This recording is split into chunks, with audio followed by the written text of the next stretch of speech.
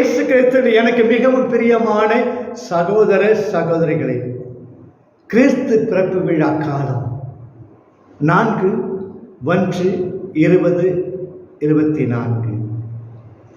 இறைவனின் பிள்ளைகளுக்கு ஏற்ற வாழ்வு வாழ நம் பாவங்களை அகற்ற வேண்டும். ஏனெனில் இறைவன் தூயவர். தூயவர் என்பது அவருடைய திருநாமம். 1 யோவான் 3:3. அதே வேளையில் இறைவனுக்கு ஏற்புடைய வாழ்வும் அன்பு வாழ்வும் நமக்கு இன்றியமையாதது என்று கூறுகிறது இன்றைய வாசகம். கிறிஸ்து இறைவனுக்கு ஏற்புடைய வாழ்க்கையை வாழ்ந்தார். ஆம், கிறிஸ்து இறைவனுக்கு, தந்தையாம் இறைவனுக்கு ஏற்புடைய வாழ்க்கையை வாழ்ந்தார். ஏற்புடைய வாழ்க்கை என்பது இறைவனுக்கு, படைத்தவருக்கு பிரியப்பட்ட வாழ்க்கை, அருள் வாழ்வு. என்னை அனுப்பியவரின் விருப்பத்தின்படி நடந்து அவரது வேலையை செய்து முடிப்பதே என் உணவு.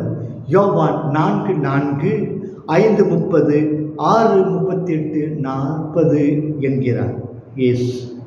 இதுவே இயேசு வாழ்ந்த ஏற்புடைய வாழ்க்கை.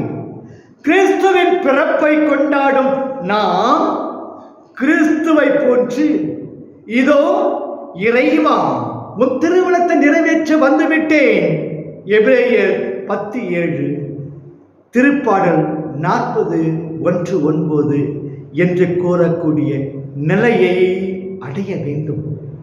இதுவே கடவுளுக்கு ஏற்புடைய வாழ்க்கையாகும். இறைமகனாகிய இயேசு கிறிஸ்துவிடம் ஆம் என்பதும் இல்லை என்பதும் கலந்தது இல்லை. ஆம் என்பது ஒன்றே அவரிடமிருந்து வருகிறது. 2 கொரிந்தியர் 1:19 என்ற வாக்கு நம்மிடமும் ஒவ்வொரு நிமிடமும் உண்மைப்பட வேண்டும். பாலன் இயேசு இத்தகைய வாழ்க்கையை நமக்கு அருள வேண்டிடுவோம்.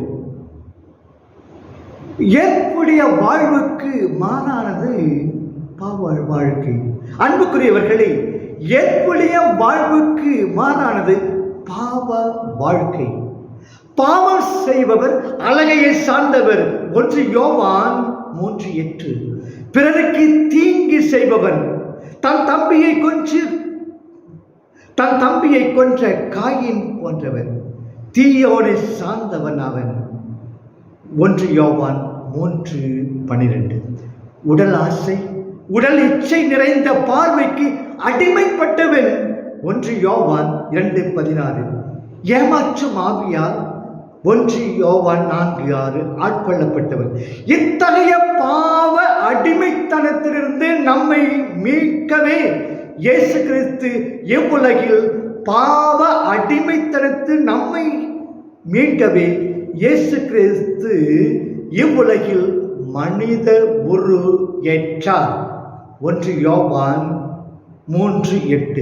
நம்முடைய பாவங்களை மட்டுமன்று உலகத்தின் பாவங்களையும் போக்கும் பரிகார செம்மறி அவரே. 1 யோவான் 2:2 என்பதை உணர்ந்து நம் பாவங்களிலிருந்து நாம் விடுதலை பெற அவரிடம் வேண்டுவோம். ஏற்புடைய வாழ்வு அன்பு வாழ்வு. ஏற்புடைய வாழ்வு அன்பு வாழ்வு. பாவ வாழ்க்கையை விட்டுவிட்டு இறைவனுக்கு ஏற்புடைய வாழ்க்கை வாழ உதவுவது ஆண்டவர் கற்பித்த அன்பு கட்டளையாகும். கலாத்தியர் 5:14, லூக்கா 10:25-37.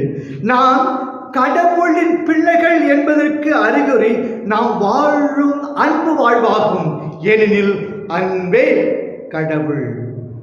அன்புடையவரே கடவுளின் பிள்ளை. 1 யோவான் 3:10. கிறிஸ்து பிறப்பு காலம். இந்த அன்பை நம்மிடம் நாம் அனைவரும் வளர்க்க வேண்டும். உள்ளத்தில், செயலில் அன்பின்றி கொண்டாடும் கிறிஸ்து பிறப்பு விழாவில் யாதொரு பொருளும் இல்லை. நம் மகிழ்ச்சியும் கொண்டாட்டங்களும் ஒலிக்கும் வெண்கலமும் ஓசையிடம் தாளமும் போலாகிவிடும். 1 கொரிந்தியர் 13:1-8. என்ற நற்செய்தி யோவான் 35:42. கடவுள் அனுப்பிய திருமுழுக்கு யோவான் மெய்யான ஒளியாம் இயேசு கிறிஸ்துவை குறித்து சாட்சியம் அளிக்க வந்தவர். யோவான் 1:6-8. அவர் அப்பக்கம் நடந்து செல்லும் இயேசுவை அடுத்த நாளன்று காண்கிறார். அனைவரும் தம் வழியாக நம்பும்படி செய்ய வந்த தாட்சியுள்ள திருமுழுக்கர் தம்முடைய சீடர்களை இயேசுவின் சீடராகும் வண்ணம் ஆர்வமுடன் தூண்டுகிறார்.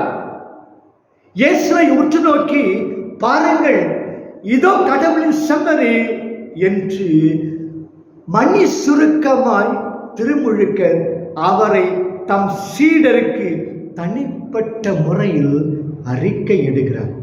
இச்சீடர்களில் ஒருவர் ஆந்த்ரேயா, இன்னொருவர் இந்த நற்செய்தியை எழுதும் அன்பு சீடராக இருந்திருக்கலாம். இவ்விருவரும் உடனே இயேசுவை பின்தொடர்கின்றனர். இயேசு திரும்பி அவர்களை பார்த்து, உங்களுக்கு என்ன வேண்டும் என கேட்டார். உரையாடல் எளிதாகிறது. கடவுளே நம்மை தேடி வருவதால் தான் நாம் அவரை கண்டடைய முடிகிறது. அவர் ஈர்த்தால் தான் நாம் அவரை அறிய முடியும். லூக்கா 10:21-22, யோவான் 11:6. இதே கேள்வி தம்மை பின்பற்ற விரும்பும் நம் ஒவ்வொரு இடமும் கேட்டுக்கொண்டே இருக்கிறார். வாழ்க்கையில் நமது முக்கிய குறிக்கோள் யாது? மறைநூல் அறிஞர் நாடும் சட்ட நுணுக்க அறிவா? சதுசெயர் ஆசிக்கும் ஆதிக்கமா? தீவிரவாதிகள் தேடும் ஆட்சி பீடமா? அல்லது கடவுளின் எளியோர் இயங்கும் இறை அரசாம்? வந்து அவரோடு தங்கின இரு சீடர்களும் வந்து அவரோடு தங்கினர். சீடர்களுக்கு சற்று குழப்பமாய் இருக்கிறது. வழியிலே எப்படி தாராளமாய் மனம் விட்டு பேசுவது? ஐயனே போதகரே, நீர் எங்கே தங்கியிருக்கிறீர் என யோவான் 1:38 இன்னொரு கேள்வி கேட்கின்றனர். உம்மை அழகாக அறிய, நெருங்கி உறவாட, உம்முடைய சீடராக ஆகுவதற்கு விரும்புகிறோம் என்பதை மறைமுகமாய் குறிப்பிடுகின்றனர். நம்முடைய ஏக்கம் பணம், பதவி, படிப்பு, பாதுகாப்பு மட்டுமின்றி நம்மிலே பிறரிலே இயேசுவை காண்பதாய் இருந்தால் இதே வினாவை நாமும் எழுப்பிக் கொண்டே இருப்போம். அப்போது இயேசு அந்த சீடருக்கு அழகிய பதிலை நமக்கும் கொடுப்பார். அந்த பதிலையை நமக்கும் கொடுப்பார். வந்து பாருங்கள் என்று நம்மையும் அழைப்பார். ஒரு நாள் மட்டுமன்று, நம் வாழ்நாள் முழுவதும் அவர்களைப் போல ஆண்டவரோடு தங்கி அவரையும் அவர் வழியாக நம் இறை தந்தையையும் அறிந்து நிலைக்கும் வாழ்வு வாழ யோவான் 17:3 நம்மையும் அழைத்து கொண்டே இருக்கிறார் இயேசு. அடுத்து இவ்விருவரில் ஒருவரான ஆந்த்ரேயா தாம் பெற்ற பேற்றினை பிறரோடு பகிர்ந்து கொள்வதை காண்கிறோம். 40:42.